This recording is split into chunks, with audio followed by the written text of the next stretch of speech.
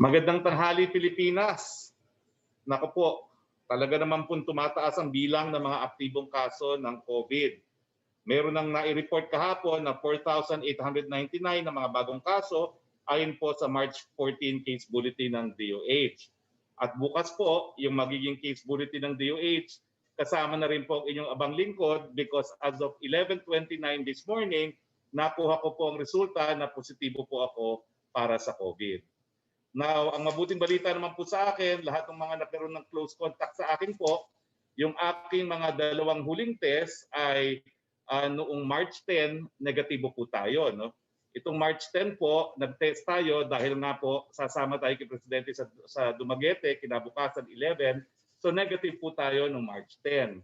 Pero itong test po na kung saan tayo nagpositibo, ito po ay kahapon lamang, para nga po sana ngayon, para sa pagpupulong kay Presidente mamaya, at dito po lumabas na tayo ay positibo.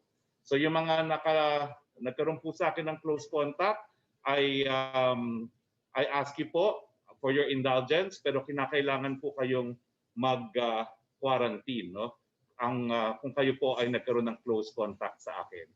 Pero yung pinuntahan ko po sa Ilocos, gaya ng aking sinabi, negatibo naman po ako noong March 10. Okay. Lumabas po ang resulta, 11:29, nandito na po ako sa opisina, kaya tinutuloy ko na rin po ang press briefing. Nag-iisa po ako ngayon sa aking opisina, and that is why we are on Zoom. Now, since isa na ako doon sa tinamaan ng COVID, ang tanong po, ano ba ho talaga ang dahilan at bigla tayo nagtaas ng numero ng COVID? Well, unang-una po, no, meron po lumabas na report na kino-quote yung sinasabi ko na excellent tayo sa handling. Excellent naman po talaga tayo sa handling until this month of March kung saan sumipa ang mga kaso ng COVID. Ang tanong, ito ba ay dahil nagpapabaya ang taong bayan? Ako ba ho'y nagpabaya? Sa tingin ko, hindi naman, no? Dahil sumusunod po talaga tayo sa minimum health cost. Pero tignan po natin ang COVID-19 daily confirmed cases sa buong Pilipinas, no? Yung October 12 po, tignan po natin yung October 12 data. No? Ito pong March 14 data, nagpapakita na itong nakalipas ng linggo talaga ng Marso, dyan sumipa po talaga yung mga numero ng COVID. No? So, itong linggo lang naman po talaga siya sumipa. Pero kung titignan po natin yung datos ng October 12, and can I have the slide for October 12, please? Oo, makikita nyo naman po sa noong October 12, ito po yung matapos tayo magbukas ng ating ekonomiya, hindi naman po sumipa ang mga kaso. Can I have the slide for October 12, please? Wala eh, October 14 yan eh, March 14 to eh. Pero kung titignan niyo po yung by October 12, no? Tignan niyo po yung October 12, no? So October 12, dyan po tayo nagbukas, no? Hindi naman po siya tumaas, in fact, pababa. Tapos kung makikita nyo dun sa Pasko na marami talagang nagkaroon ng pagtipon-tipon, makikita nyo rin po na hindi naman ganun talagang tumaas siya no, nung Pasko. So ang conclusion, hindi naman po siguro dahil sa nagiging pabaya tayo. No? Hindi ko rin masasabi na ito po ay dahil sa mga bagong variant dahil hindi naman po ako dalubhasa. No? Pero ang hindi natin makakaila, talagang lahat na po ng mga variants ay na-discover na dito sa Pilipinas. Ito po yung gusto kong tignan ninyo. No? Yung October 12 decision na kung saan tayo nagbukas sa ekonomiya, mababa naman po yung mga kaso ng COVID. At kung titignan nyo rin yung mga kaso matapos ang Pasko, mababa rin po ang mga kaso ng COVID. No? So, bagamat hindi po ako po pwede mag-conclude, dahil ako po hindi dalubhasa, siguro naman po, meron talaga ibang dahilan kung bakit sumisipa po. At hindi po ito bumubura ng ating mga nagawa sa mga nakalipas na taon na talaga naman pong tumaas ang kaso at napababa po natin yan. So anyway, nasa 560,512 naman po ang gumaling, samantalang 12,829 po ang namatay or 2.06 case fatality rate. Nakikiramay po kami sa mga naging biktima. Ang tanong, puno na ba ho ang ating mga ospital? Tignan po natin ang infographics. No? Ulitin ko po, yung desisyon ng IATF kung mananatili sa kaparehong quarantine classification ay nakabase po sa mga aktibong kaso at tinitingnan din natin kung meron pa tayong sapat na kakayahan na bigyan ng atensyon yung mga magkakasakit ng malala. As of 14 March po, meron pa tayong 55% available ICU beds. Meron pa po tayong 62% isolation beds. Meron pa po tayong 71% available na mga ward beds. At meron pa po tayong 74% available na mga ventilators. Ito naman po yung numero natin sa testing, no? Mula sa isang laboratory noong March 2020, meron na tayong 229 laboratories ngayong March of 2021. Mula sa higit na 1,000 or 1,282 actual tests kada araw noong Marso 2020, ngayon ay pumapalo na po tayo sa halos 40,000 tests or 39,117 average daily testing output ngayong March 2021. Nasa mahigit 9 na milyon or 9.2 million ang total number ng ating na-test. Katumbas po ito ng 8.4% ng ating buong populasyon. Tingnan naman po natin ang ating isolation facilities. Ito po ay sinamarize natin dahil ngayon nga pong araw nito, ironically, the first day na nalaman kung positibo rin ako, it's also the first year kung kailan po tayo nag-impose ng ECQ. No? Pero tingnan po natin yung ating mga isolation facilities. No?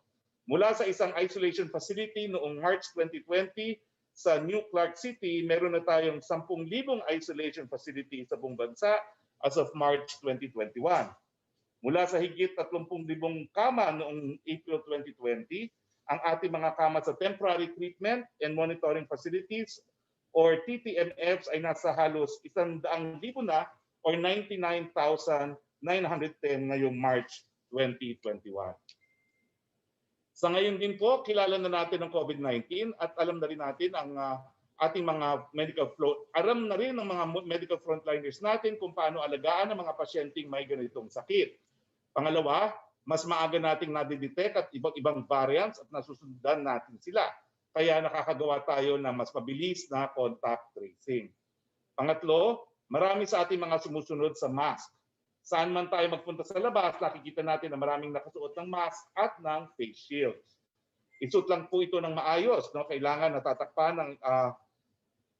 ang ating ilong at baba ng face mask. At nako-complement ito sa pagsuot ng tamang face shield na covered ang buong mukha. Pagdating naman sa paghuhugas ng kamay, gumamit tayo ng sabon at tubig at maghugas tayo ng madalas at hindi bababa ng 20 segundo ang ating mga paghuhugas. Ang kailangan nating paigtingin ay ang social distancing. Halimbawa, huwag tayong kumpul-kumpul kapag kumakain, lalo na kung hindi tayo galing sa iisang pamamahay or household. Hindi sapat po ang iwas na kailangan may tamang ventilasyon din at pag-uusap o interaksyon ay nasa minimum. Kasama ang mga ito sa minimum health standards na mahigpit natin ipinatutupad sa level ng individual. Hindi sapat na malaman ang mga ito. No? Kailangan natin ituro din ito sa iba. Educate, educate, at educate. Sa level ng mga establishments, no? Una ang pagpapatupad mga sumusunod na risk mitigation strategies. Yung engineering controls nga po, yung ventilation at contact tracing. Kung meron pong mga restaurants na open air, mas mabuti pong pumunta doon sa mga open air ng mga restaurants. Pangalawa, ang pag-measure na compliance at pag-establish ng baselines. No? Sa level naman po ng mga LGUs, ang pagpapatupad ng COVID-19 Coordinated Operations to Defeat Pandemic o yung code sa pamamagitan na pinalakas ng mobilisasyon ng Barangay Health Emergency Response Teams. Ano ba itong code? Ito po yung pagpupunta ng bahay-bahay ng mga barangay health workers. No? At aktibo po silang naghahanap ng mga tao na merong simptomas. Pag nakahanap po sila ng tao na merong simptomas, diretso na po yun ng isolation at patapos po ay tinetest din po ng PCR. Pangalawa, tracing at pag-quarantine ng lahat ng close contact sa loob ng susunod na 24 oras.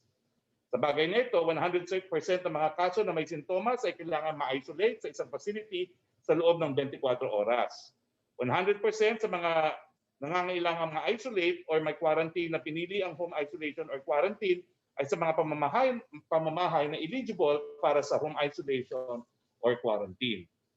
Pangatlo, testing ng close contacts na nagkakaroon ng sintomas gamit ang RT-PCR test. Pang-apat, ang pagsisimula ng contact tracing kahit nasa suspect cases. No? Panglima, ang pagmamonitor sa workplaces at iba pang closed settings tungkol sa kanilang case data at pagsunod sa minimum public health standards at safety protocols. At pang-anim, ang pagtitiyak na tamang handover sa LGUs ng mga returning overseas Filipinos at mga papasok na international travelers para masiguro ang pagsunod at makumpleto ang quarantine or isolation. Ang ito po ay kasama sa ating prevent, detect, isolate, test, treat strategy. Okay. Inaprubahan po ng Metro Manila Council na simula ngayong araw, 15 ng Marso hanggang sa katapusan ng Marso ngayong taon, ay magkakaroon na ng curfew mula alas 10 ng gabi hanggang alas 5 ng madaling araw. Para naman po sa mga commercial establishments, ang operating hours ay mula alas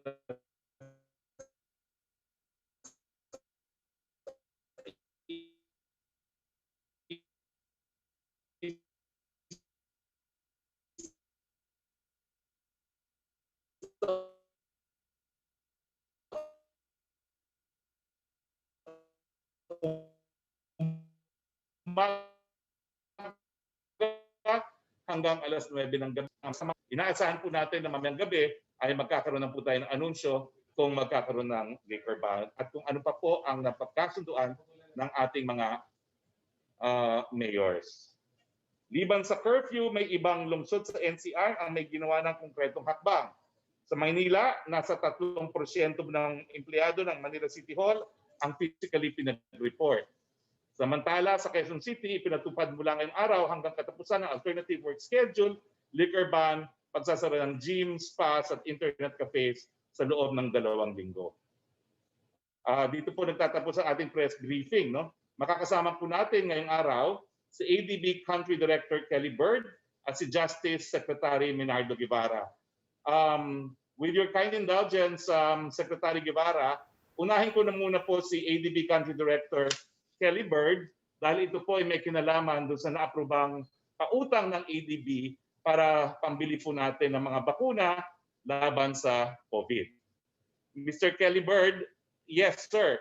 Can you tell us how much was the loan facility approved by the ADB, and can you please confirm that this was the very first loan extended by the ADB in connection with government's purchase of COVID-19 vaccines? The floor is yours, Mr. Bird. Thank you very much, Secretary Harry Roque, and good afternoon. Yes, I do confirm that Philippines is the first member country of ADB to access the Asia Pacific vaccine facility. Our board of directors approved the loan last Thursday for $400 million. And the loan is dedicated to financing the procurement of vaccines. And the vaccines that would be procured would be those that would meet one of 3 eligibility criteria. Now, if I talk about the loan features, the loan is also being co-financed with the Asian Infrastructure Investment Bank, and so they will be adding an extra $300 million. So that's a total of $700 million. Wow. Just some very good features of ADB loan. It allows for advance payments. It will follow ADB's procurement processes, and that means that ADB can also make direct payments to the supplier. So it provides for a very streamlined procurement process working with the government of the Philippines. We also have technical assistance that supports the loan, and that technical assistance will be there to work with the Department of Health in monitoring and surveilling the deployment of vaccines throughout the country.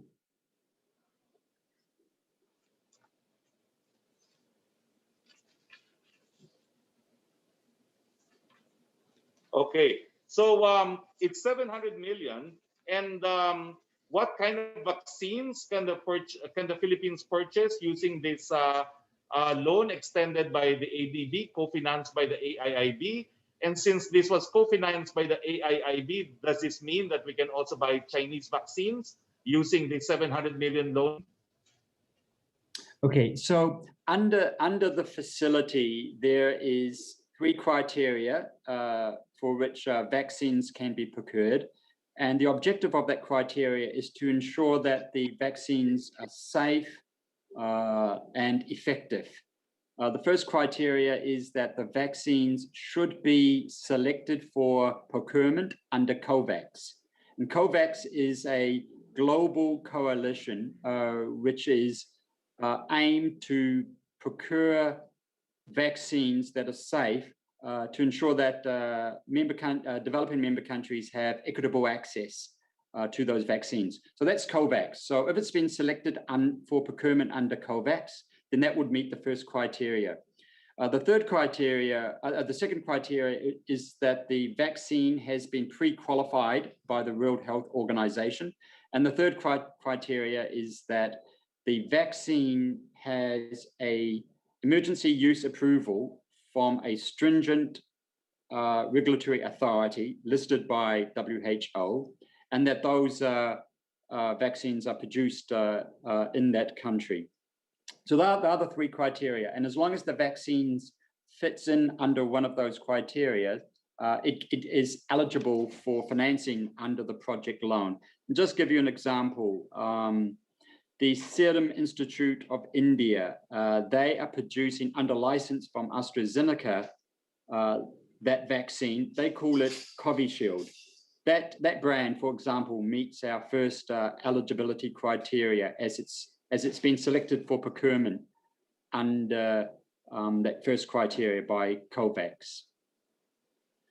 So the government of the Philippines is obviously discussing and negotiating with vaccine suppliers. And for those vaccines that would be procured under ADB, they would need to meet one of those criteria. A number of those vaccines are now have a pathway towards meeting one or two of those criteria. Okay.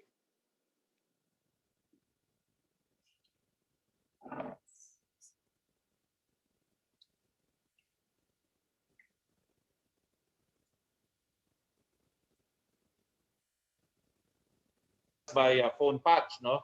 Secretary, marami po nagtatanong ano na po ang resulta doon sa mga iba't ibang mga kaso di umano ng mga extralegal killings na naimbestigahan ng AO35 Interagency Committee, at specifically yung putukan po sa panig ng PIDEA at saka ng kapulisan, at saka yung Sunday putukan po na involving activists. The floor is yours, Secretary Maynard Guevara. Magandang tanghali, Secretary, at magandang tanghali sa mga sumusubaybay sa iyong programa ngayong oras na ito. Medyo garbled ng bahagya yung last part ng iyong talong, Sec, no? Pero I got the gist of the question. This month, ay nag-call ako ng meeting itong AO35 Committee on EJK, enforced disappearances, torture, and other grave violations of human rights. So, yung mga cases na under investigation by the AO35 Committee will be reviewed para malaman namin ang status ng ongoing investigation dyan sa mga various cases. No? Some of these cases have remained unsolved, sad to say, dahil talagang walang ebidensya na makita o walang testigo na nagka-come forward para sabihin o ipaalam sa authorities kung ano ang mga nangyari. Pero meron din ang mga certain cases na may mga leads at patuloy na iniimbestigahan ng special investigating teams na binuo ng DOJ. Ngayon, ang pinakahuli dito ay yung mga pangyayari sa Calabar Zone, itong nakaraang, when was that? I think on February 24 or something like that. So, ang nagawa ng DOJ so far ay unang-una nagkaroon kami ng preliminary assessment kung itong incident na ito sa Calabar Zone ay magpo-fall under the jurisdiction of the AO 35 Committee on EJK, or this is something for investigation by the possibly by the NBI.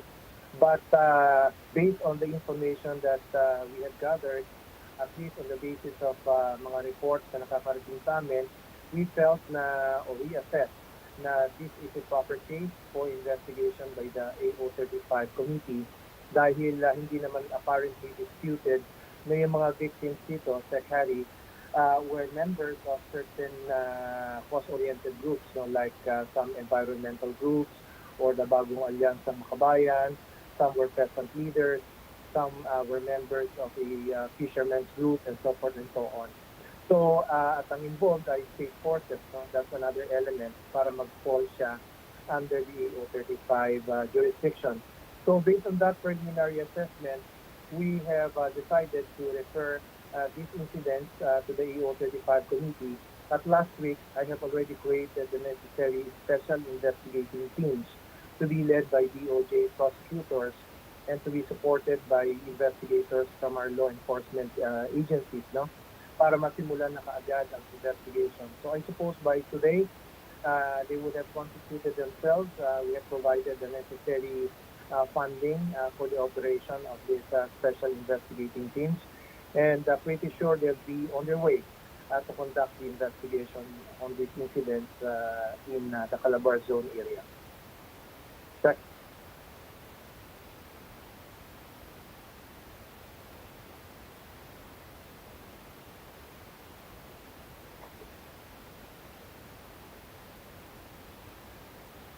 For you in a while, no?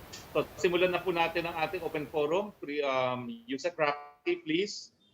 Hello, good afternoon, Secretary Roque, and sa ating mga bisita. Sir, Secretary, unahin ko na po itong tanong ni Laila Salaveria. Ano po, Yes. kumusta daw po ang pakiramdam ninyo at kung kayo daw po ay asymptomatic, saan daw po kayo magka-quarantine? Will he continue working remotely? Ang tanong naman po ni Ace Romero ay di po ba dapat mainam na nag-isolate muna after COVID testing bago mag-report for work?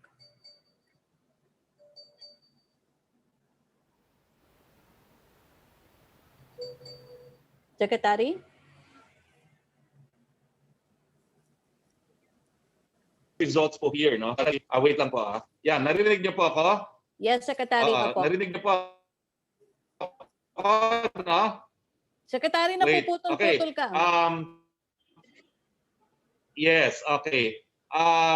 Unang-una po, dahil nga po sa dalas ng aking pagtetest, dahil required po yan pag kami ni Presidente, at these past 2 weeks po,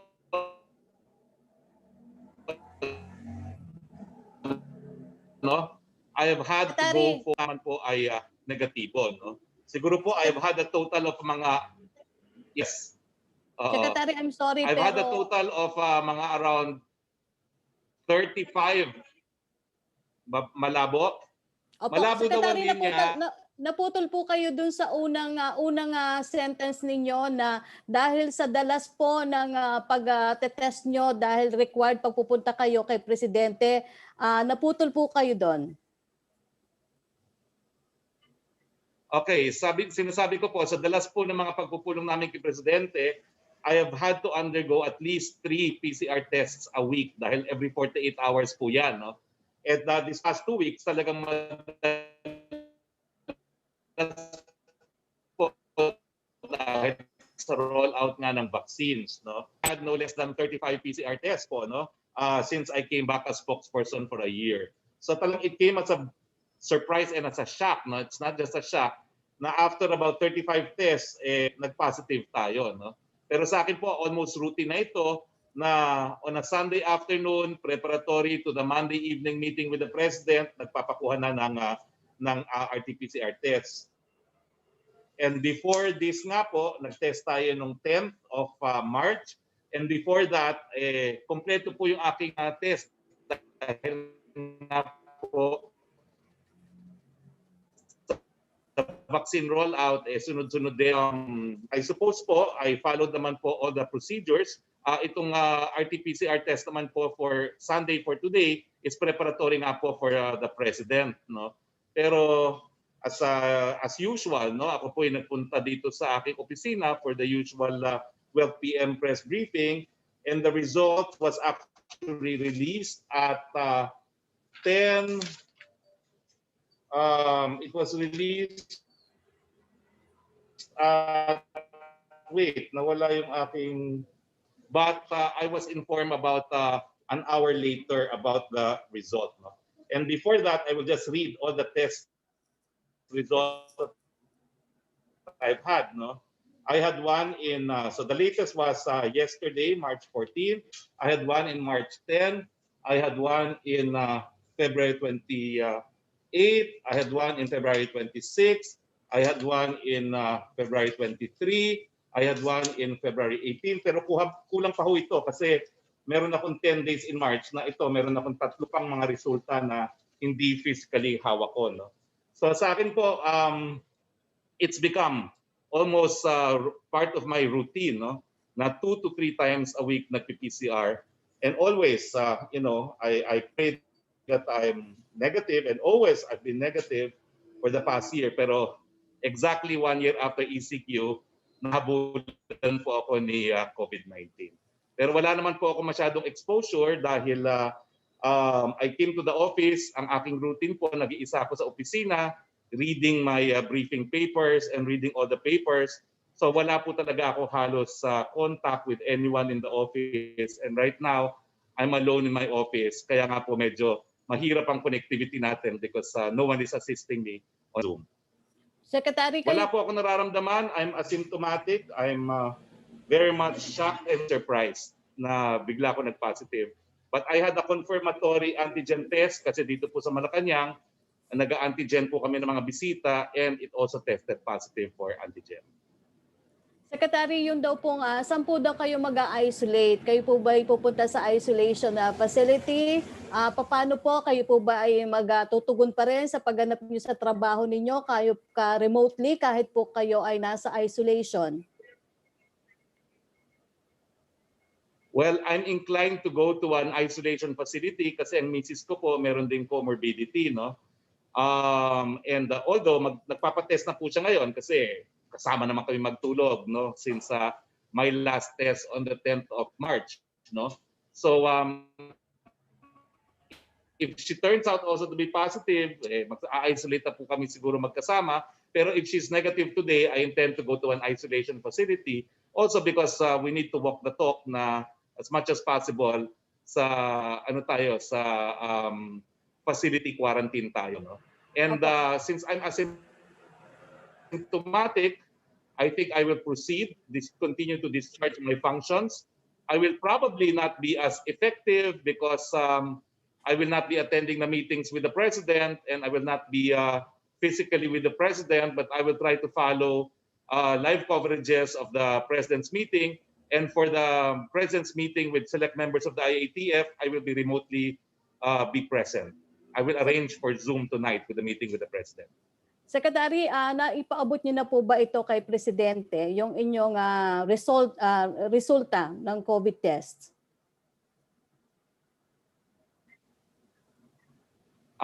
Well, hindi pa po, no? But pinakokontak ko na po ang PMS para nga to arrange for the remote attendance in the meeting later. Pero as I said po, negative po tayo for the Dumaguete trip, no? And I did not have any close contact with the president. Hindi po ako nakalapit sa kanya, just from afar.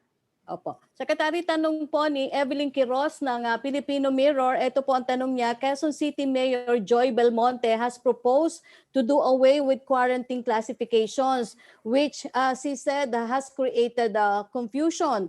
Why does the government keep persisting with quarantine classifications instead of just imposing a total lockdown? Kasi nga po, Evelyn, napakahirap ng total lockdown, no?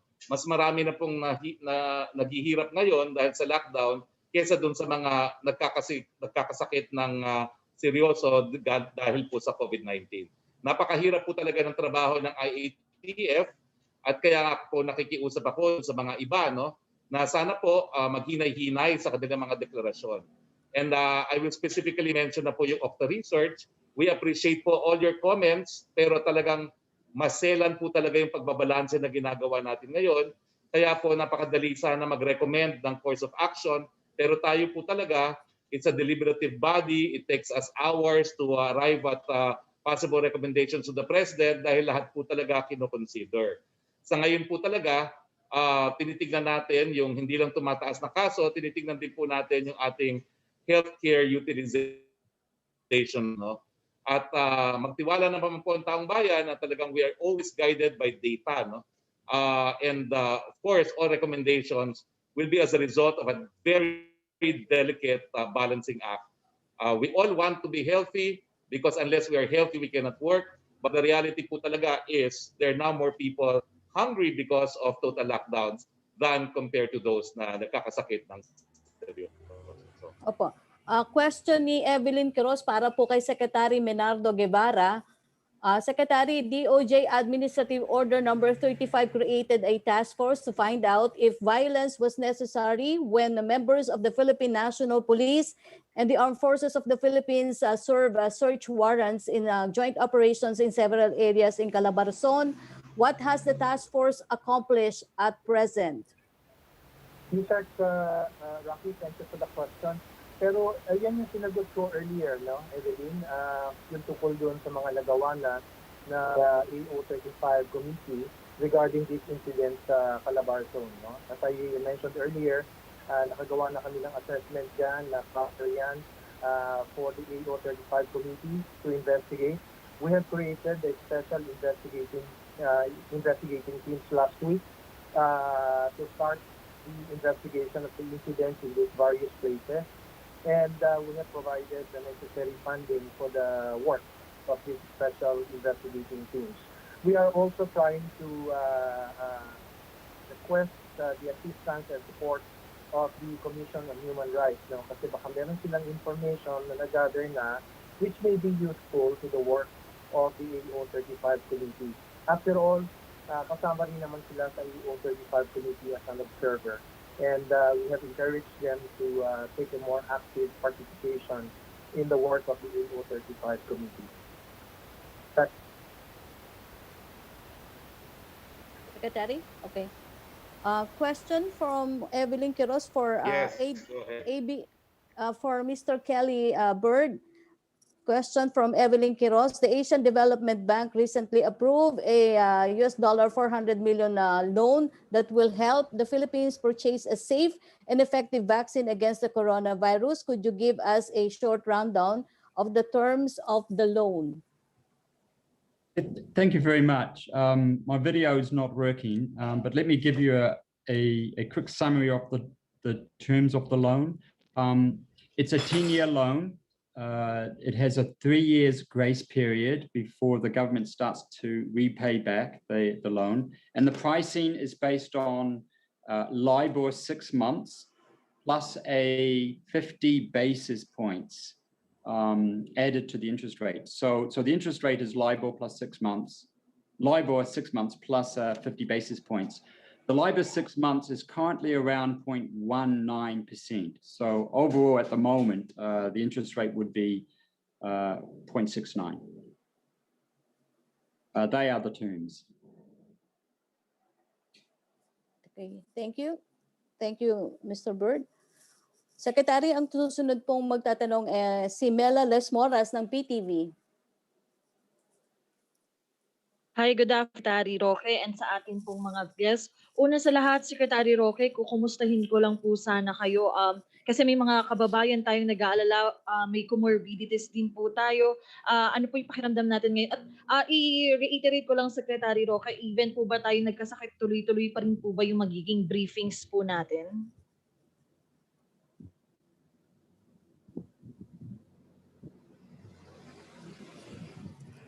Secretary Roque, parang nakamute po yata tayo. Well, gaya ng sinabi ko, Mela, thank you very much for your concern. But thank God, I am asymptomatic. Wala po akong nararamdaman. I was completely surprised and shocked by the result. At wala po akong deputy spokes, so habang wala po tayo nararamdaman, I will proceed to discharge my functions while on isolation. And as I said, I'm inclined to go into facility isolation para po to encourage others na umiwas na sa home isolation. Pero magpapatuloy din po ako ng ating press briefings at everything will be done remotely. But thank you very much for your concern. And I do hope that hindi na po lalala itong aking pakiramdam. Wala po ako ngayon sa kahit anong nararamdaman. Opo. And Secretary Roque, given po dito nga sa nangyari, kapag po ba gumaling po kayo, God willing, ay gusto niyo na talagang magpabakuna, ano po yung mga parang take nyo ngayon about sa kahalagahan ng pagpapabakuna po?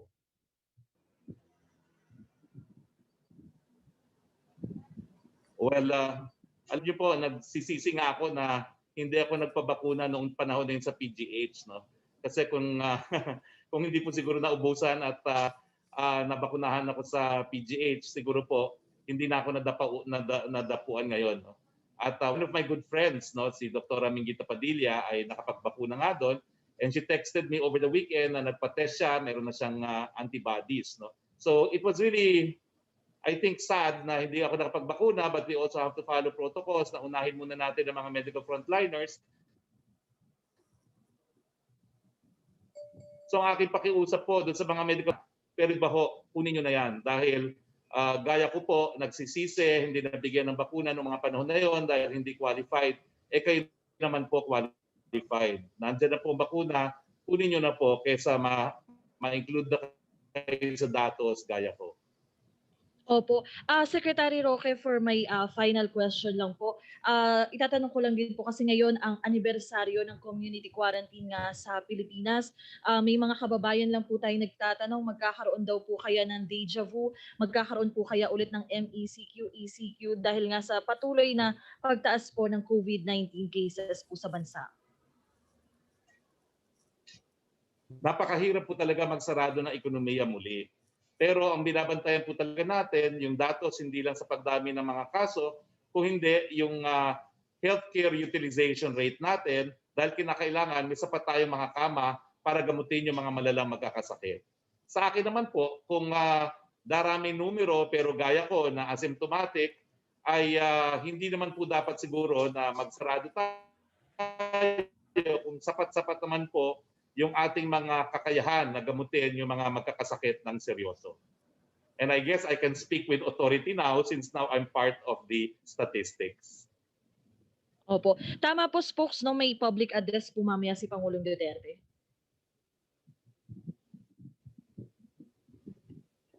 Meron po siyang public address, I will join remotely. Okay. Thank you so much po, Secretary Roque, and hiling po namin yung paggaling niyo. Ay, maraming salamat po. I appreciate it po. Thank you, Amela.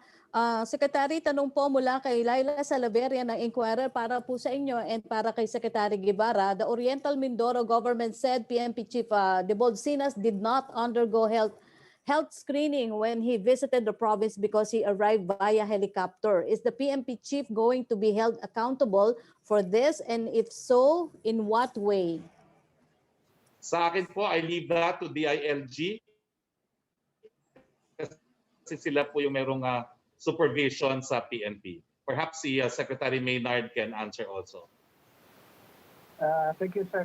Yung hindi pagdaan sa health screening, alam mo, I think yung health screening kasi ang understanding ko is a requirement of the local government unit para makapasok sa kanilang lugar, no? So for entry. So as far as General Senior's case is concerned, mooted na yun kasi in fact nakapasok na siya, no? So tama naman si Sec Roque, this is a matter for the DILG to consider. Pero para sa akin ang mas mahalaga, apart from yung siya ay hindi dumaan sa health screening, ay kung meron bang ibang violations na nagawa si General Senior nung siya ay pumunta doon sa lugar na yon, like nagkaroon ba ng mass gathering na hindi authorized, or yung proper wearing of mask and face shields and social distancing. I think those are the more important concerns. Yung kasing pagpasok doon sa lugar, nangyari na yun, wala tayong magagawa ron. It's an administrative procedure only, for purposes of screening people who will enter. Pero I don't know if there is an ordinance na may penalty kung sakali man na ang isang tao ay willfully hindi dumaan sa health screening. Kaya let's leave it to the BILG as suggested by Secretary. Thank you, Secretary. Secretary Roque, second question po ni Laila Salaveria. The police official who asked a Calbayo court for the list of lawyers representing groups linked to communist insurgents was relieved, and the PNP has apologized for the move. Given the fact that such a request was made in the first place, do lawyers have a reason for to fear that they are possible targets in the government's anti-insurgency campaign? Ang question po for Secretary Roque and Secretary Menardo Guevara. Sa akin pananaw po, walang ganun dahil sinibak nga po yung humingi. Siguro po kung hindi sinibak yung humingi, dapat may dahilan ngang matakot. Pero nakita po natin na hindi naman po kinonsente ng gobyerno yan. At dahil dyan po, walang dahilan para matakot ang mga abogado. Secretary Maynard? Yes, Roque.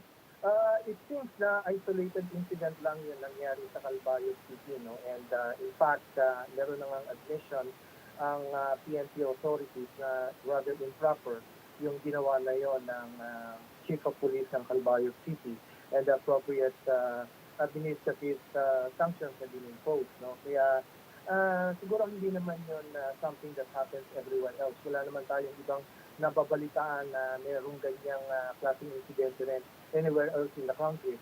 Hindi ko naman masisisi rin ang ating mga lawyers kung sila ay mag-isip na baka mamaya ay talagang binatarget sila o may profiling na ginagawa. Talagang maiisip ng ibang mga lawyers na meron ng ganon. Kaya ang pinakamabuti dyan ay talagang mag-ingat na lamang ang ating legal professionals sa kanilang mga ginagawa. They should take the necessary precautions, proper coordination with our law enforcement agencies and so forth and so on. At kung meron silang nararamdaman na any threat to their personal security, ay i-report nila kaagad yun sa pinakaukulat, including sa DOJ, if necessary, to the NBI. Yes, sir. Ang third question po ni Laila Salaveria para pa rin po sa inyo ni Secretary Roque and Secretary Menardo Guevara. How does the palace address concerns that authorities are abusing the service of search warrants and harassing lawyers and groups linked with communist rebels? Sa akin po, we have to accord our judges, no, the presumption of regularity in the discharge of their functions, no. Meron pong constitutional requirement na no search warrant shall be issued except by a judge and upon finding of probable cause, no. So sa akin po, I would like to presume na lahat po ng mga West natin ay dini-discharge po ang kanilang katungkulan at talagang on the basis of affidavits and submissions, they're convinced na meron po dahilan talaga para mag-issue ng search warrants. So let's trust our justice system naman po, at kung meron naman po talagang basehan na yung mga ibang judges ay hindi po nagde-determine ng probable cause, meron naman pong proseso dyan, no? And to those na ang feeling nila walang probable cause, avail po natin ang ating mga remedyo. Pero sa akin po, I was raised also by a judge, so that's a declaration na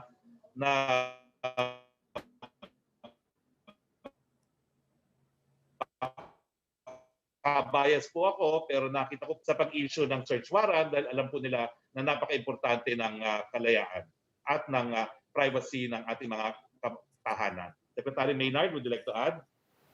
Yes, from my point of view, generally speaking, ang problema ay hindi naman talaga doon sa issuance ng search warrant, no?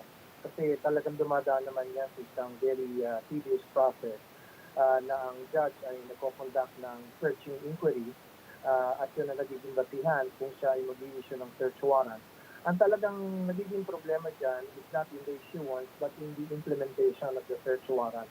Kasi may kuminsan may tendency na gumagamit ng unnecessary force ang mga nag-enforce or nag-serve ng search warrant. No? Kaya nahanduan ng problema.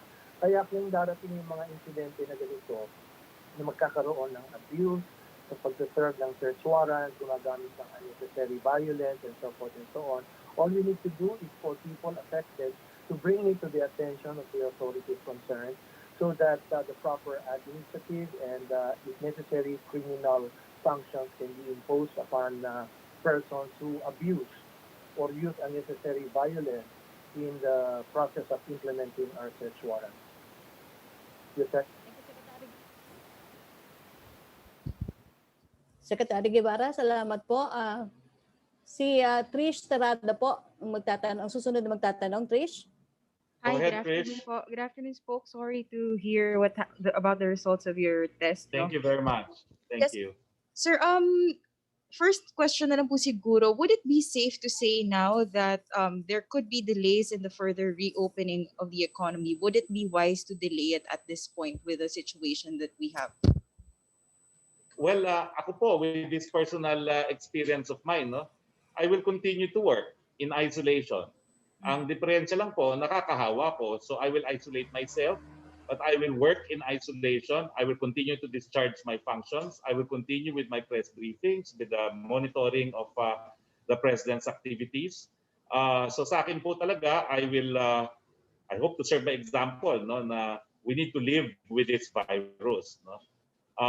So sa akin po talaga, hindi po ako nasa laylayan ng lipunan, pero I could imagine na yung mga no work, no pay, talagang nagdarasal po na sana makapagpatuloy sila magtrabaho dahil sa ngayon po, wala rin po tayong ayuda na nasa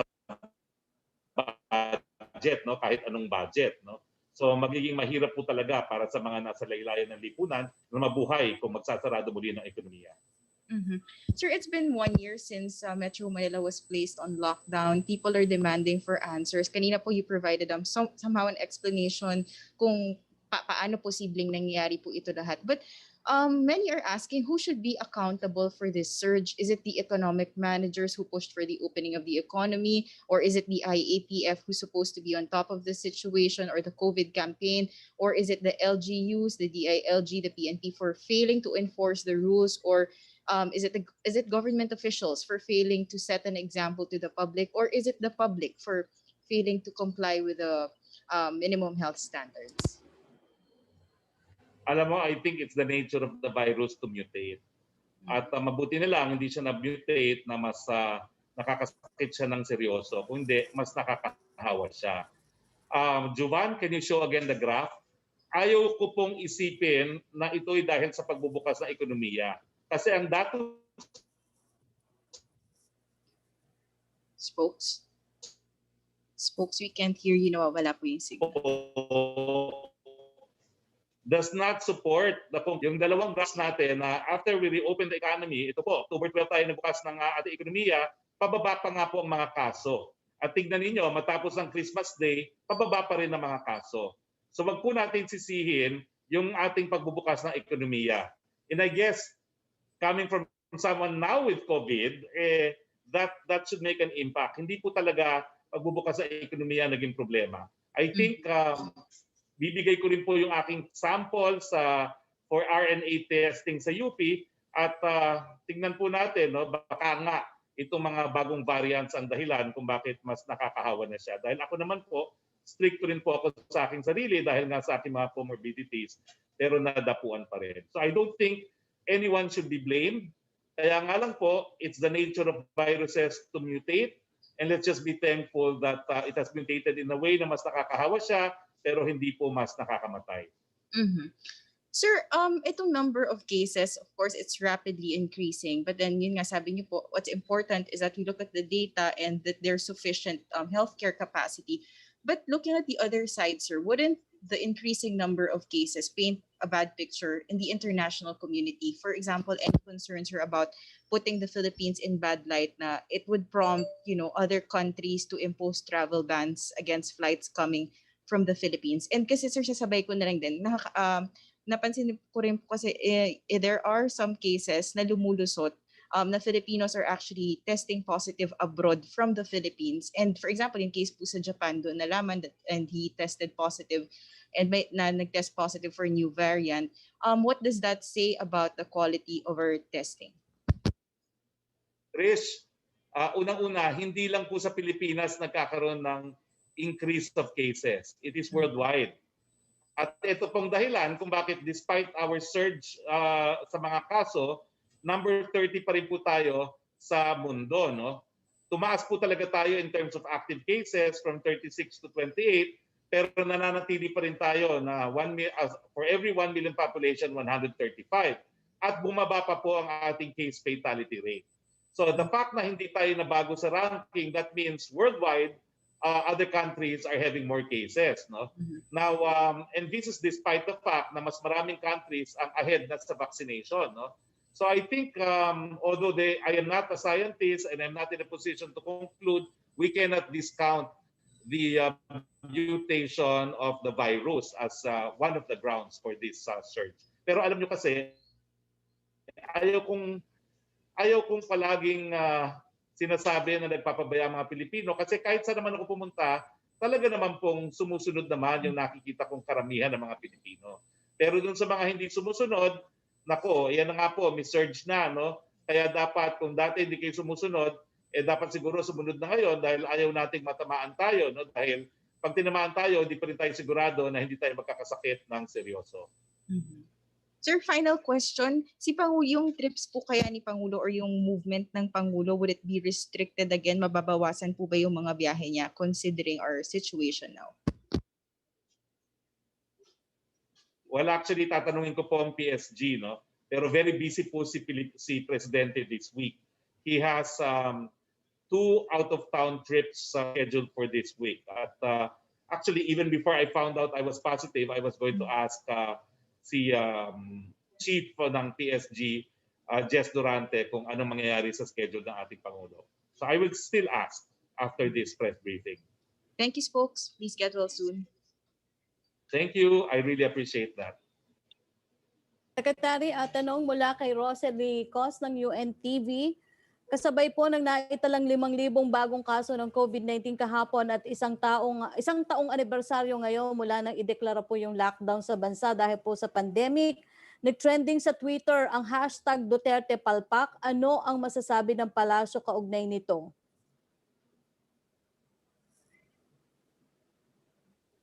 Tignan po natin ang datos. Napababa po talaga natin ang kaso. At itong buwan ng Marso lang sumipa muli. At bagamat paulit-ulit po sinasabi na hindi po ako eksperto, hindi po ako dalubhasa, hindi ako scientist, hindi ako doktor, tingin ko naman yung kumpirmasyon na nasa Pilipinas na yung mga bagong variants at itong mga bagong variants sa may nakakahawa, ito ay isa sa mga dahilan ng surge. Hindi po dahil palpak ang gobyerno. Dahil kung titignan niyo po ang ating case fatality rate, mababa pa rin po at nasa laylayan po tayo ng buong mundo sa mga numero na namamatay. Bagamat nakikiramay din po tayo sa mga namatayan.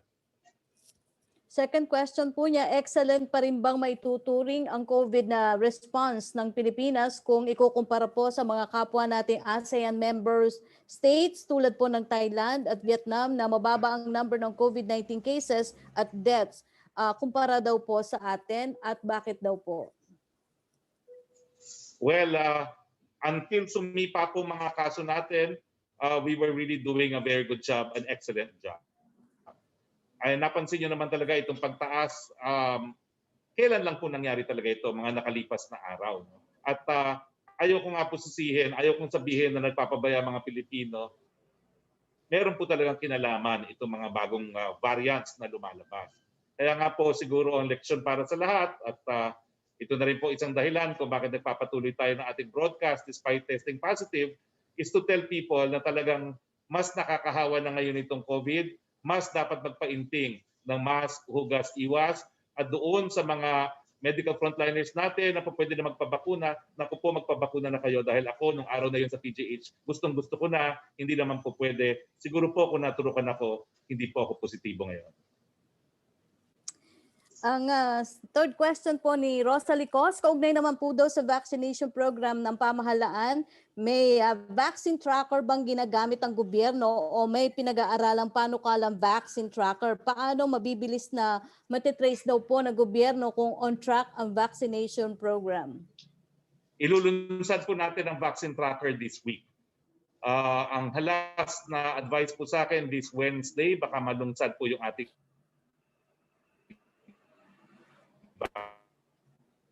Secretary, napuputol po kayo, Secretary? Tracker. Importante po talaga. Ang sinabi ko po sa Wednesday, ilulunsad na po yung ating vaccine tracker. So antayin po natin, it will be launched this week.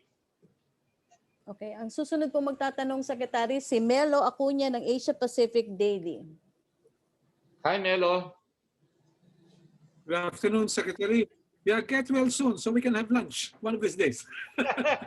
Please get well soon. Virtual Okay. lunch. We can have a virtual lunch. I just have some questions for... Of course, of course. May I ask Mr. Kelly Bird of Asian Development Bank just two questions. Ms. Kelly Bird, good afternoon. Mr. Good Bird, afternoon. I hope you're Good still in. afternoon. Yes, nice to see you, Mr. Bird. With the surge in COVID-19 cases in the Philippines and views that the Philippine economy has taken a beating from the pandemic, would you think our government, without the assistance of finance or fund social amelioration programs for the people who are most vulnerable? Mr. Bird? Sorry, Mello, you were a little choppy there. Could you repeat your question, please? Yes. Okay. With the surge in COVID-19 cases and with the beating our economy has taken from the pandemic, would we be able to sustain social amelioration programs without ADB and World Bank and AIIB support? Okay, thank you very much. You know, if we look at ADB's support to the Philippines, last year, you know, our support has been sort of categorized into support for immediate relief, rebuilding the damage that was done, plus supporting the recovery. So last year we provided $10 million. And that helped to provide food support to 160,000 families in Manila during the lockdown last year. We also provided a $3 million grant to establish a laboratory at J.B. Lingard Memorial Hospital. And we also just most recently provided a $2 million grant to support the Department of Education with their last mile schools, you know, providing equipment to poor children in remote areas for their distance learning. We also provided quite significant assistance to support, for budget support, supporting the government's fiscal response. We had a $1.5 billion loan, and we were able to use that to leverage $1.2 billion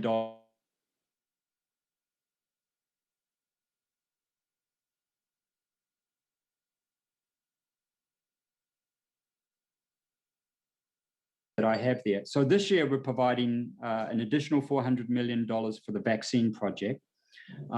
So we're now moving from that relief stage of last year, and we are moving into that rebuild stage.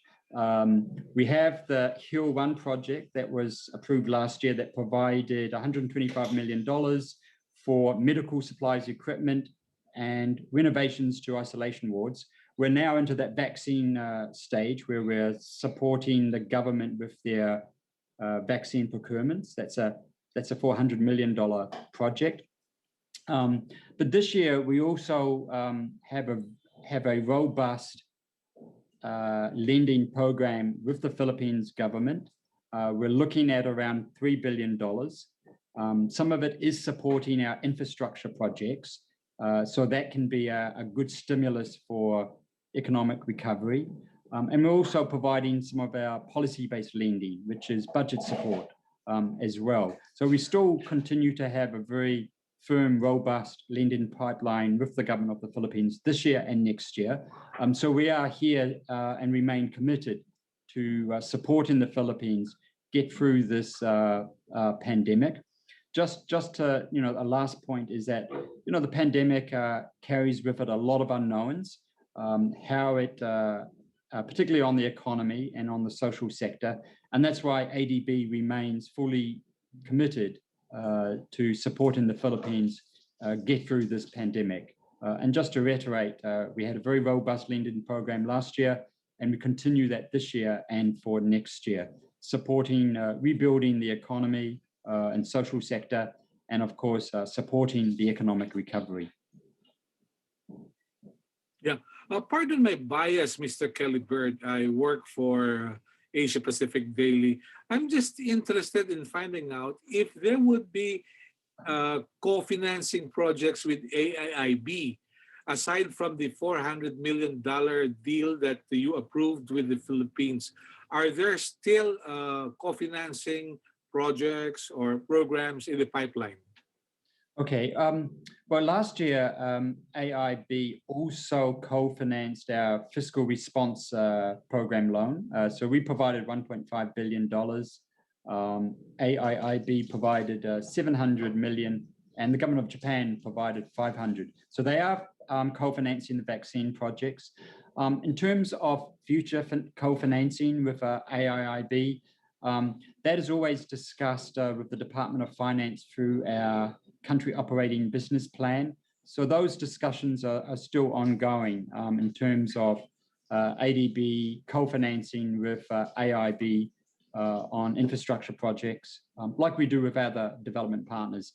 And in this way, ADB plays an important role in leveraging financing from our other multi-development banks and also our bilateral development partners.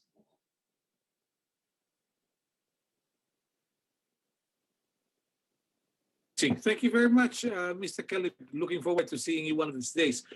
For Secretary Guevara and Secretary Harry Roque, I came across a memorandum, and there has been no denial from the DILG, which says that the DILG should look into organizations such as Alliance of Concerned Teachers in Private and Public Schools of DepEd and Confederation for Unity, Recognition, and Advancement of Government Employees or Courage in Government Offices.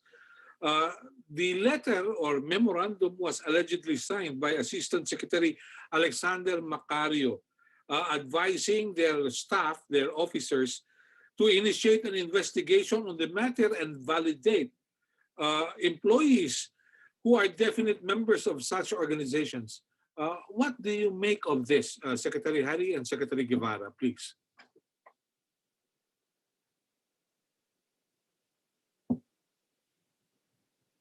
I have no personal knowledge, Melo, no, kung ano yung letter na yan. I cannot comment, no. I don't know anything about that. Yeah. I will send you a copy because I got hold of a copy. I'll send you a copy for your reference. Yes, I appreciate that. Well, for Secretary Guevara, please. Secretary Guevara. Same answer, no? Same answer. I have no personal knowledge also. I also have no personal knowledge about that internal memo of the DILG. So it will be improper for me to comment. Thank you. Yeah. Okay. Yeah. Secretary, let me just ask you this. What problems have you encountered in the performance of your duty to investigate what has been mentioned in Administrative Order number 35?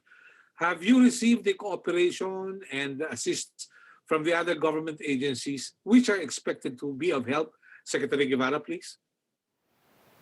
Yes, definitely, Melo.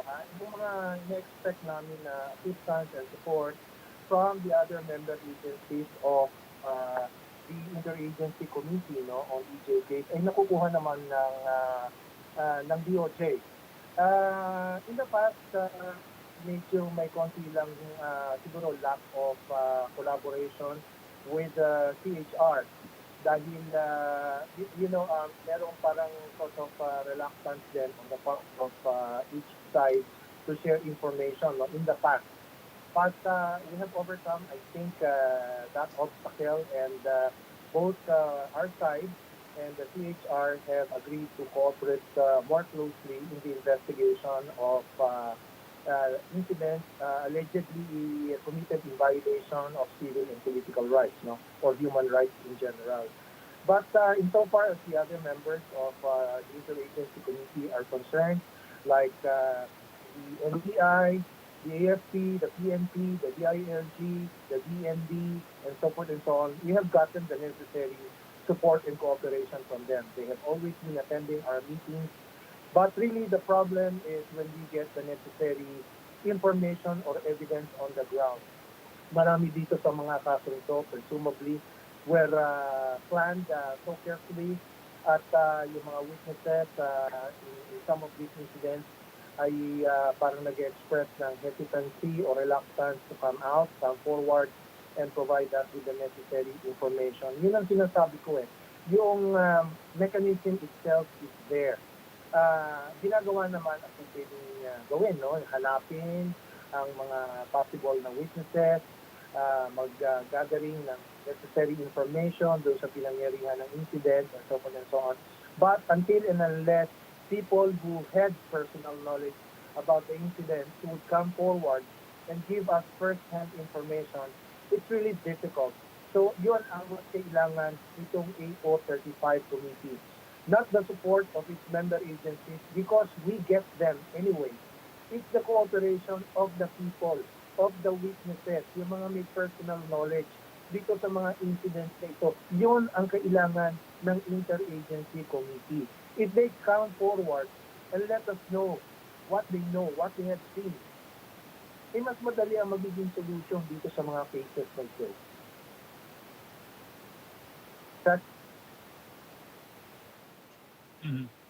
Yeah. Thank you very much, Secretary. Thank you. Yeah. Secretary Hani, get well soon and see you soon. Thank you. Salamat po. Maraming salamat, Melo. Next question, please. Secretary, ang susunod na tanong po ay mula kay Rose Tovenario of Hataw for Secretary Guevara. Ano daw po ang status ng NBI probe sa umano'y multi-billion pesos investment scam ng DV Bower Farm ni Dexter Villamin? Ano daw po ang order ng DOJ sa mga piskal sa mga kaso sa korte laban kay Villamin, considering na umano'y ipinagyayabang niya ang umano'y malawak na impluwensya niya sa DOJ, DA, DOST, AFP, PMP, Congress at maging sa media? Ano daw po ang maitutulong ng DOJ upang mabigyan ng hustisya ang mga umano'y biktima ni Villamin, lalo na ang OFWs? Thank you, Rose. Rose, I don't even know who this Villamin is. No? So I wonder kung ano yung sinasabi niya na meron siyang influence over DOJ prosecutors or investigators. No? In any event, itong alleged scam, I don't know if it was really a scam, no? But apparently parang ang allegation ay Ponzi type of scheme ito, no? Involving this firm known as DV Bower Farm Incorporated or something like that. Ang alam ko dyan ay matagal lang na-investigahan niya ng NBI at ang NBI ay nakapag-file na ng appropriate complaint for syndicated estafa and or I think violation ng Securities Regulation Code. At yung mga complaints na yan have been lodged with various field offices ng National Prosecution Service, no? Nasa iba-ibang prosecutors offices na yan. Siguro baka ang kailangan gawin dito, no? Apart from telling the prosecutors to expedite the resolution of their investigation, I will have to take a look at the necessity or the need to consolidate itong investigation, itong preliminary investigation being conducted by the field offices na ma-consolidate in the DOJ proper to avoid the possibility of conflicting resolutions ng various OCPs. I have not discussed this with the Prosecutor General, but since you raised the point, I will probably consider the idea of requesting or suggesting to the Prosecutor General that all of these preliminary investigations happening in various offices in Metro Manila or elsewhere be consolidated with the DOJ proper. Thank you, Secretary. Opo, thank you, Secretary. Okay, if I may add, Secretary, yung aking pinsan buo naging biktima rin dyan. Sana po talaga mapabilisan yung pag-iimbestiga dyan.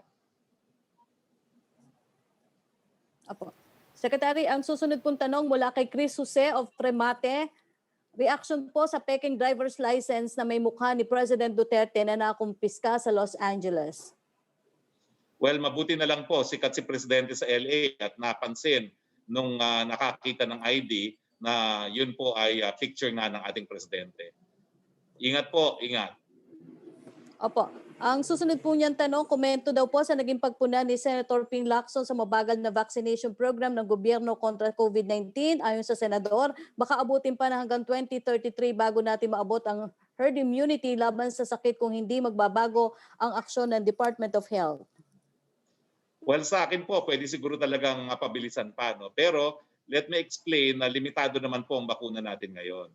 At ang ating binabakunahan ngayon po ay ating mga medical frontliners. No? Nagkaroon nga po kasi ng EUA, yung Sinovac, na not recommended for health workers, kaya binigyan natin ng opsyon ang mga health workers. Isa po yan sa dahilan kung bakit medyo mabagal talaga ang rollout, kasi yung mga umayaw ng Sinovac, kinakailangan balikan at i-offer uli ng AstraZeneca. Pero pag dumami na po ang supply natin at binuhos na po natin yan, na dinistribute na natin yan sa pamamagitan ng lokal na pamahalaan, at wala na pong pilian, mas mapapabilisan po talaga yung proseso. Opo. Ang susunod po magtatanong si Pia Ranyada ng Rappler. Go ahead, Pia. Hello, Sec. Sec, could I go to Yes. Secretary Guevara first? Yes, please. Okay, Secretary Guevara, these two questions are from our Justice reporter, Lian Buwan.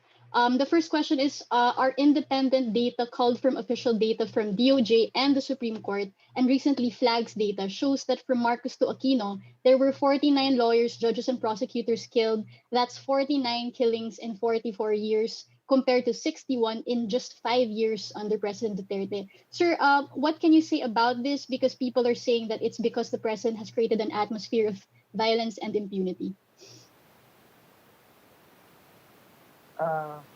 This is Roque. Medyo garbled yung last part ng question, Pia. Would you kindly paraphrase the question for me, if you don't mind? Do you check? All Is right. it a question about the Secretary, lawyers? because the data showed that in the 5 years that the president has been in power, 61 lawyers, judges, and prosecutors were killed, and this is a big number compared to 49 killings over 44 years from the Marcos time to Aquino. So, can we just get your reaction to these big figures?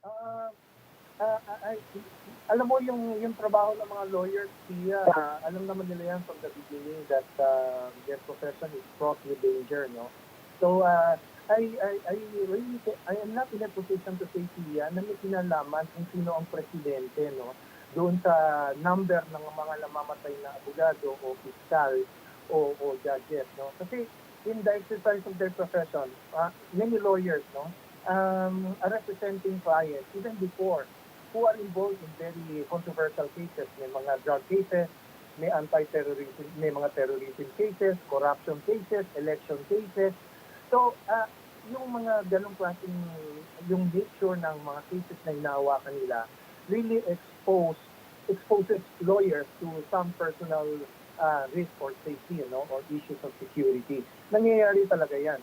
And apart from mga other causes na common also to other professionals, maaaring ang reason for the violence committed against them ay personal, maaaring business-related, maaaring political, and so forth and so on. Kaya, or maybe may mga certain advocacy sila, no, na personal or, you know, pinoprosecute or pinopursue very actively. So, maraming possible causes kung bakit nagkakaroon ng death among members of the legal profession. So, parang it's so difficult for me to relate yung number of deaths and make a comparison. Depende kung sino ang presidente ng Pilipinas. Well, the president himself is a lawyer, Pia. Do you think he will have a policy na parang, will be something that will put his fellow members of the legal profession in personal jeopardy or something to that effect? I don't think so. Nangyayari yan because of circumstances prevailing and not because of whoever is the head of the present administration. That's In a related topic, no, because the DOJ began dialogues on lawyer killings just in January this year, but in 2020, 2 lawyers from the DOJ family died, and these killings also began to be more pronounced November and onward. So, sir, why only do these dialogues in January of this year? Dialogues, you return to dialogues with the IDP? I'm sorry, Yes, sir, yung dialogue lawyer with killings, media. about lawyer I'm killings. sorry, medyo garbled kasi yung dating ng signal. So dialogue with whom? Your dialogue on lawyer killings. Well, it's With various better late than never. Better late than never, no? This is something that is being done informally naman all the time na napag-uusapan yan. At kung merong mga members of the legal profession who become victims of these violent crimes, ay iniimbestigahan din naman yan kaagad, like any other victim of common crime. So, hindi naman talaga, kaya lang talaga nagkaroon ng formal dialogue dahil nga sa nagkaroon ng recent spate of killings involving members of the legal profession. So, whether nakataon lang yon or not, we're not really sure kung nakataon lang. But the point is, something is being done about it. At kung magkaroon ng formal dialogue, so be it. Wala namang mawawala kung magkaroon na tayo ng dialogue with them para magkatulungan. So, who knows kung in the future, mas marami pang mangyayari na ganyan. Can we say that the dialogues were belated? No. We don't know what will happen in the future. All of these risks are happening every day. So, we don't know what's in store for the future. Kaya nga kailangan, ngayon pa lang, ay gawin na ang pwedeng gawin to minimize incidents like this. So, hindi lang naman members of the legal profession ang nagiging victims of crimes. Marami pa, ordinary people, other professionals, and so forth and so on. Yusek? All right, thank you, Secretary Guevara. Could I go to Spokesman Roque? Go ahead, Pia. Right, sir. Why have we not heard President Duterte comment on the Calabarzon killings to express sadness or concern on this matter, given that the DOJ already said it merits investigation? It's been a week already since the killings. Because he's awaiting results of the investigation. You cannot comment on something not knowing what actually transpired factually. But sir, diba he would issue comments right away when during the PDEA-PNP shootout, other killings between military and NPA, palagi siyang may quick response, angry response right after. How come he is so cautious when it comes to killings like these of activists? Let me correct you on the PDEA-PNP shootout. He was quiet, except for the fact that he said that the NBI will take over the investigation to ensure partiality of investigation. So until now, he has not commented on the case. Even when there was a shootout in Sulu between soldiers and policemen, he also did not say anything other than he assured the victims that justice will be done. But we don't even have that from him for this controversy. Assurance because we from are his mouth. awaiting for investigation. Yeah, because we are awaiting for investigation. That's the answer. How can the palace convince Filipinos and the international community that the president is not quietly supportive, in fact, of such brutality? Because we've already traced many of his remarks. Like in 2017, he said that he would arrest legal fronts of communist groups for conspiracy. And then we have Brigadier General Felipe Natividad saying that the president's EO-70 is the reason why they conducted those raids in the first place. Because he has told the police that he will stand by them if they are in compliance and in the discharge of their official duties, meaning that the use of force is because there is a threat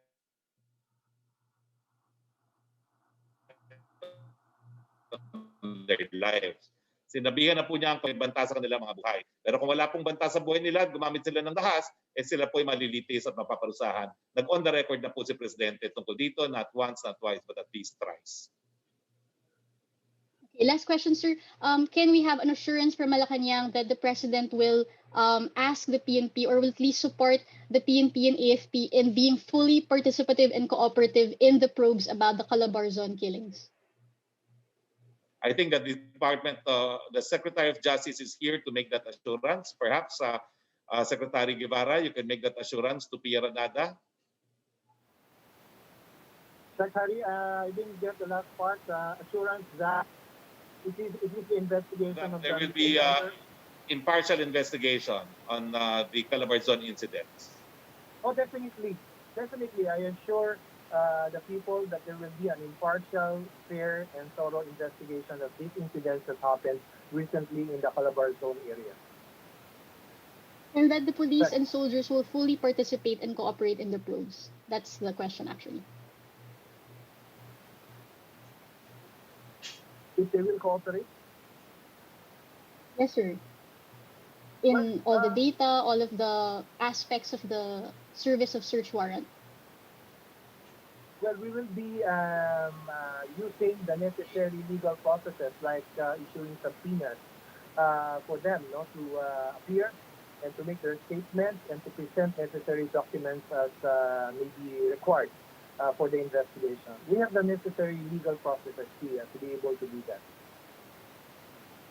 Okay, thank you, folks. Hope you get better soon. Thank you very much.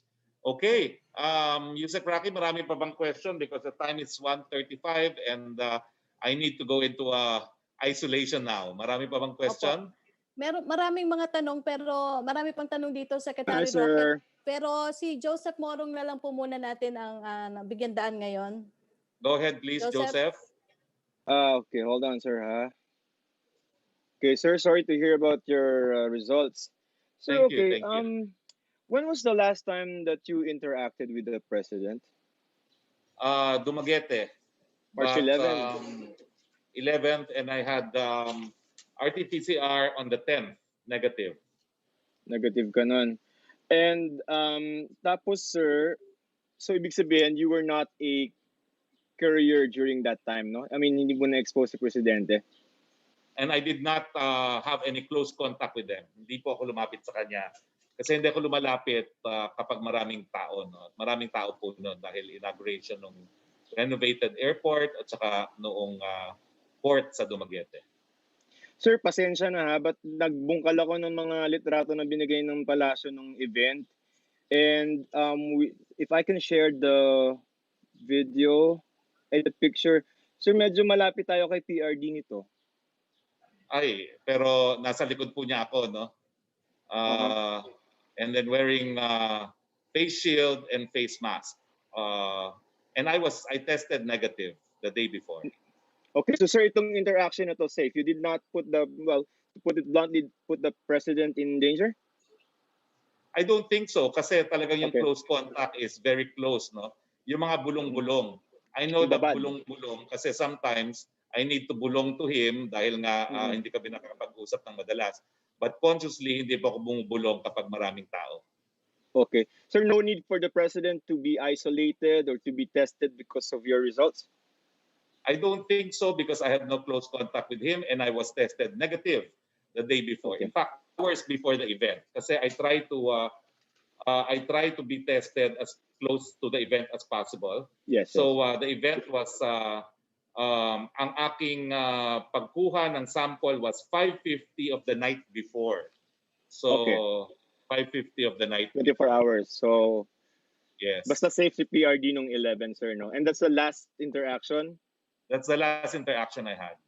How about the cordon sanitaire, yung mga cabinet secretaries that are very close to the president who might have, interacted with him after you? Wala naman po. Sila Senator Bongo? Po ay, wala. Hindi rin naman ako nakipag-close interaction with anyone kasi pag public event, hindi naman ako bumubulong-bulong. No? I try to keep my distance also. Okay.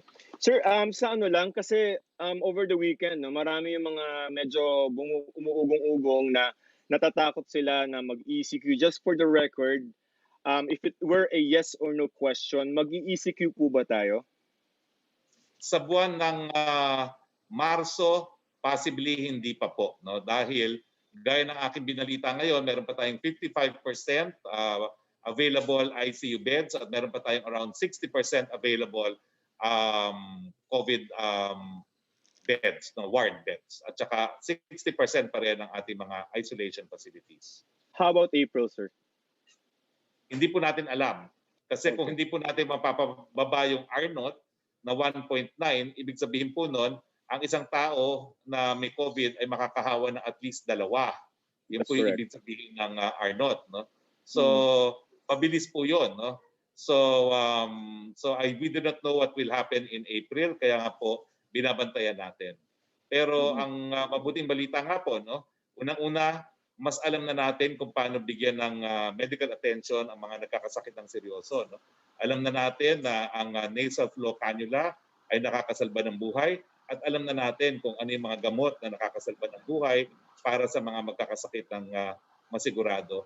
At gaya ng aking binasa, no, talagang napakadami na nating mga additional COVID beds, no, para sa mga seryosong magkakasakit.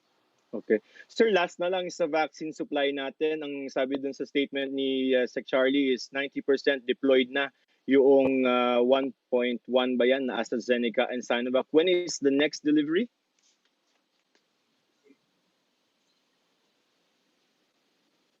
Kakaroon tayo ng at least 1 million na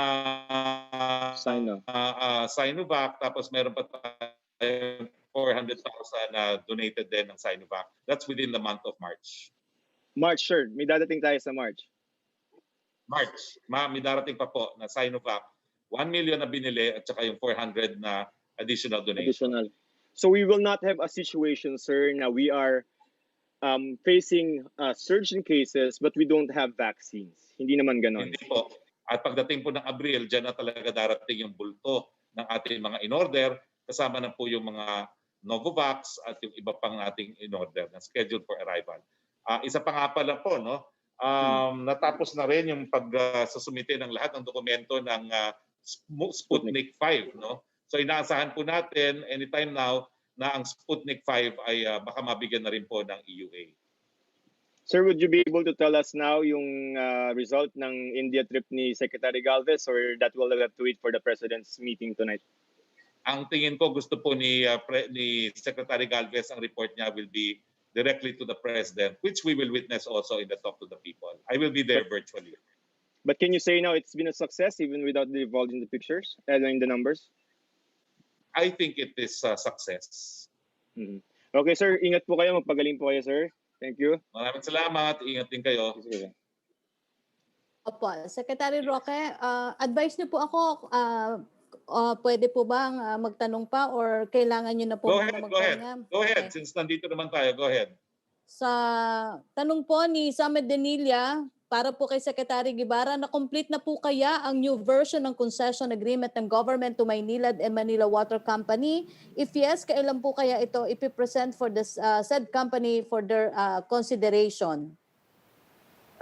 Yes, Roque, we had our last meeting, yung Water Concession Agreement Review Committee about 3 weeks ago.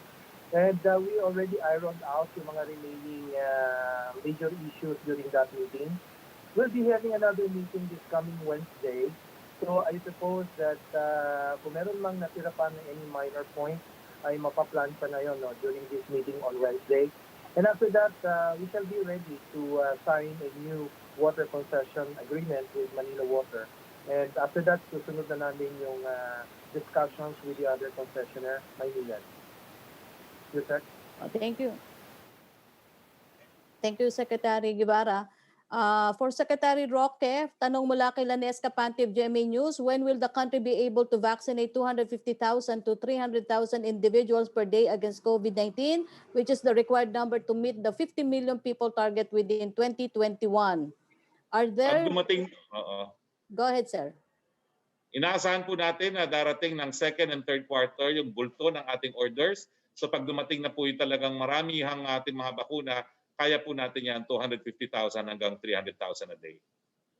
Second question niya, is the government's failure to secure COVID-19 vaccine supply at an earlier date also a factor as to why COVID-19 cases are increasing? Hindi po, tingin ko talaga, again, hindi po ako nagsasabi na ito na talaga ang dahilan, pero dahil kumpirmado naman itong mga new variant at alam na po natin kung paano sila anong anyo nitong bagong variant, may kinalaman po siguro yung new variant na yan without saying na ito lang talaga ang dahilan. Pero patuloy po ang pakiusap natin, mask, hugas, iwas, at dun sa po pwede na magpabakuna, naku po, wag na po kayo magantay na mahawa pa, magpabakuna po kayo. Tanong po ni Pia Gutierrez ng ABS-CBN, the President said that he plans to relax quarantine restrictions once the country already has an ample supply of COVID vaccines. Will he reconsider in light of the recent surge of COVID-19 cases and the presence of different COVID variants in the country? Yun nga pong sinasabi ko, napaka-delicate nitong pagbabalanse. No? At hayaan po natin munang dumating ang mga bakuna, hayaan natin mabigayan sa ating mga health workers, sa ating mga seniors. At kapag nabakunahan po natin ang health workers at seniors, kaya naman po ng ating kababayan na mabuhay na naririyan ng COVID. Talaga nga lang po matindi yung exposure ng mga health workers at matindi po talaga ang tama ng COVID sa mga matatanda at merong comorbidity. So yun po talaga ang dapat natin bantayan. So nakikiusap nga pala po ako ang aking karanasan, nako nung linggo no, na madami ako nakitang mga seniors na nasa labas, kayo po kapag kayo tinamaan ng COVID, hindi po gaya naming mga mas bata, mas matindi po epekto ng COVID. At ngayon pong parang mas nakakahawa itong mga bagong strain, nako pakiusap po sa mga seniors, manatili po sa inyong mga tahanan.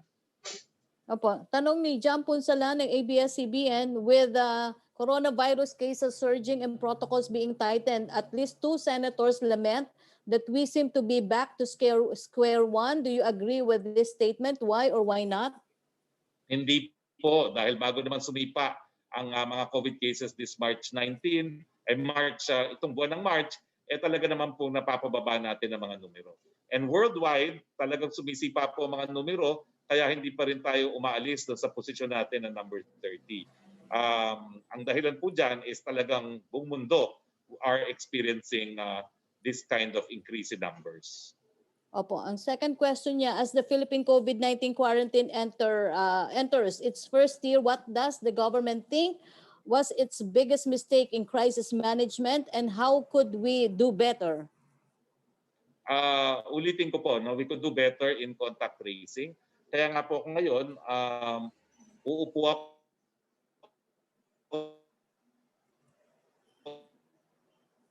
at isusulat ko lahat ng aking magtatawagan. Ako na magko-contact tracing sa lahat ng naging contacts ko. No? At in this connection, siguro, Yusek, no? Sasabihin ko na yung mga resulta ko para, kasi we have to trace back 14 days. No? So itong test where I tested positive was 14. Result came out today, 15. Ang last test ko was 10. Result came out also on the 10th, negative. Before that, 6. Ang nilabas ng resulta ay 7, negative. At saka 2 of March, 3 ang lumabas, negative. Pero before that, meron pa rin akong test na actually for February, ito yung marami talagang test sa February. 1, 2, 3, 4, 5, 6 tests for February. But the last one in February was February 28, negative. And then February 26 was negative. No? So talagang ang mga nakasalimuha ko lang after the 10th. The 10th and onwards, yung mga nakasalimuha ko for these past 4 days, ang isa-isa ko pong ililista at tatawagan para sabihin mag-isolate sila. At magpa-test kung merong symptoms. Opo. Tanong naman po ni Tuesday New, sa harap nga daw po ng patuloy na paglobo ng kaso ng COVID, posible po bang magkaroon ng pagpigil daw sa mga biyahe ngayong papalapit na ang Semana Santa dahil inaasahan dadagsana ang mga tao mag-uuwian sa iba't ibang probinsya? Hindi ko po masasagot yan dahil yan ay magiging desisyon ng IATF at sa collegial body. Opo, ang susunod pong tanong ni Tuesday New ay kung ano daw po, sandali lang po Secretary, kung ano daw po ang natutunan ninyo, aral, ito po, kung may natutunan kayo sa pangyayaring ito sa inyo na nag-positive kayo sa COVID kahit palagi ang pagsunod nyo sa minimum health protocols at laging pagpapa-PCR test, at ano daw po itong aral na ito? Well, ang aral po ay kahit anong ingat nyo, o pwede kayong mahawa ngayon. Although, in fairness, no, kasi nag-launch po tayo ng mga bakuna at ilang beses ako nagpunta ng hospital. Nagpunta po ako ng PGH, nagpunta ako ng Vicente Soto, nagpunta ako ng Lawag Memorial, nagpunta ako ng Roque Ablan Hospital. So, yun po yung outside of the ordinary na ginagawa ko nung nakalipas na taon. No? So, well, pero ang aking leksyon na sana matutunan ng iba, kahit gaano po tayong kaingat, pwede pa rin tayong dapuan, kaya dapat lagi pa tayong maging mas maingat pa. Opo. Secretary Roque, yung pong ibang mga tanong ay ipapadala ko po kay Ase Queenie or sa inyo para po bigyan nyo na lang po ng tugon through Viber or through text. Ako po ay umaasa sa mabilis nyong paggaling, Secretary. Maraming salamat po. Well, maraming salamat sa inyong lahat. Maraming salamat, Mr. Bird. Thank you, Mr. Bird. And thank you, Secretary Maynard Guevara. Thank you, Yusek Roque. And thank you to the men and women of the Malacanang Press Corps. Mga kababayan, tatanggalin ko naman po ito dahil nag-iisa naman ako dito. No? Hindi po tayo susuko. Okay? Thank you Hindi very po much, tayo Secretary. susuko. Walang sukuan. Tinamaan po tayo ng COVID. Wala naman po tayong sintomas. Mag-isolate tayo para wag makihawa. Pero tuloy po tayo sa ating hanap buhay. Dahil ganyan po talaga ang dapat mangyari. No? Tuloy-tuloy ang buhay maski narariyan si COVID. Pero ang pakiusap ko po ay yung mga healthliners na po pwede na magbabakuna. Nako, kung ako po ay po pwede na magpabakuna, hindi po ako positibo ngayon, ang pakiusap, sige na po, magpabakuna na kayo dahil maraming gaya ko na hindi pa po pwede at sana ay nagnanais na nabakunahan na rin. So mga kaibigan, hindi po tayo mawawala. Lalaban po tayo, magpapatuloy po tayo na ating trabaho at bukas makikita-kita tayo on Zoom at ako po siguro ay papasok sa isang institutional quarantine facility. Hanggang bukas, mga kaibigan, pangako yan, di tayo mawawala. Stay safe po. Ito pa rin ang inyong Spokeshari, Roque. Thank you po sa inyong mga panalangin and I will be here tomorrow. Bye-bye po. Thank you, Secretary. Stay safe. Thank you po. Get well.